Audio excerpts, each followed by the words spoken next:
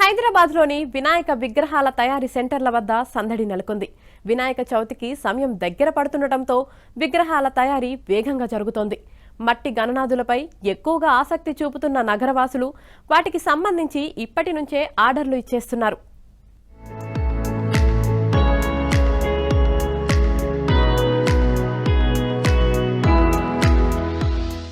వినాయక చవితి దగ్గర పడుతున్న వేళ హైదరాబాద్లో గణనాథులు రెడీ అవుతున్నారు.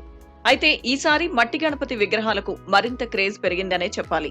కేవలం మండపాల్లో కాకుండా ఇంటి దగ్గర పూజించేందుకు కూడా మట్టి వినాయకుడి విగ్రహాలనే కొనేందుకు నగరవాసులు ఆసక్తి చూపుతున్నారు.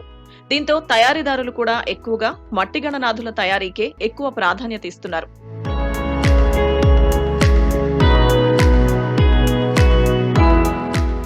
హైదరాబాద్లోని పలుచోట్ల వినాయక విగ్రహాల తయారీ చివరి దశకు చేరుకుంది.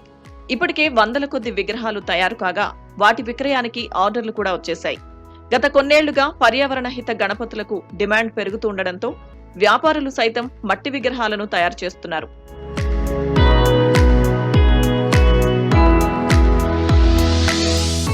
ప్లాస్టర్ ఆఫ్ ప్యారిస్, ఆర్టిఫిషియల్ రంగులతో తయారు చేసిన విగ్రహాలు పర్యావరణానికి ప్రమాదమని, అందుకోసం తాము మట్టి విగ్రహాలను ఎక్కువగా తయారు చేస్తున్నట్టు వ్యాపారులు చెబుతున్నారు. మండపాల్లో ఏర్పాటు చేసే భారీ విగ్రహాలను సైతం మట్టితోనే రూపొందిస్తున్నట్టు తెలిపారు. కనీసం 19 ఇయర్స్ నుంచి ఇది మన మట్టి విగ్రహాలు తయారు చేస్తున్నాం.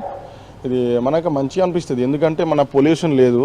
మనం మట్టి అమ్మలేకనే మట్టితోటి మనం ఎప్పుడైనా యూజ్ చేస్తే మనం హానికారక ఏం యూజ్ చేస్తలేం కదా. మన పొల్యూషన్ కూడా మంచిగా ఉంటుంది. ఇది మట్టికి పూజ చేస్తే మంచిది. మన మోల్డ్ది అయితే పిఓపిది అయితే జల్దీ అవుతుంది. ఇది మట్టిది జల్దీ కాదు. ఫస్ట్ కర్రతోటి టెక్స్చర్ కొట్టాలి, తర్వాత వరిగడ్డి కట్టాలి, తర్వాత ఫస్ట్ కోటింగ్ మట్టితోటి ఊర్లో ఉంచి మన బంక మట్టి తీసుకొచ్చి షేప్ తీసుకొస్తాం. తర్వాత కోల్కతా గంగా మట్టితోటి ఫినిషింగ్ చేస్తాం. తర్వాత ఫింగర్స్, ఫేస్ అన్నీ పెట్టేది ఉంటాయి. హ్యాండ్ వర్క్ ఉంటుంది దీనిలో. కాలుష్యానికి కారణమై ప్రజలకు ఇబ్బందులు సృష్టించే పద్ధతులను పక్కన పెట్టి పర్యావరణ హిత గణనాథులకు అందరం ప్రాధాన్యమిద్దాం.